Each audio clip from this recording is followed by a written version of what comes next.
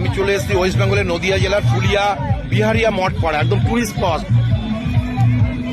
এখানে ভাই অনুরোধ করলো তার দোকানের একটা অ্যাড করে দেওয়ার জন্য, রোহন টি হাউস।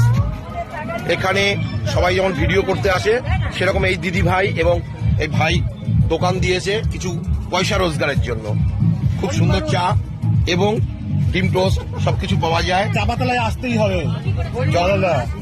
আরে ওর গলার মালাটা দেখাও না, আমাকে একটু হেল্প করো, গরিব মানুষ। হ্যাঁ গরিব মানুষ। তোমরা যখনই এখানে ভিডিও করতে আসবে বা একটু টাইম পাস করতে আসবে অবশ্যই এই দোকানটায় একবার চলে এসো।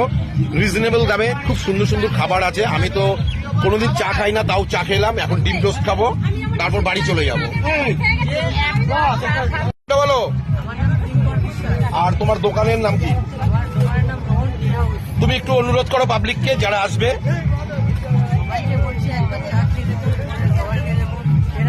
চা তো একদম আমার নেশা নেই, আমি চা খেলে পাগল হয়ে যাই।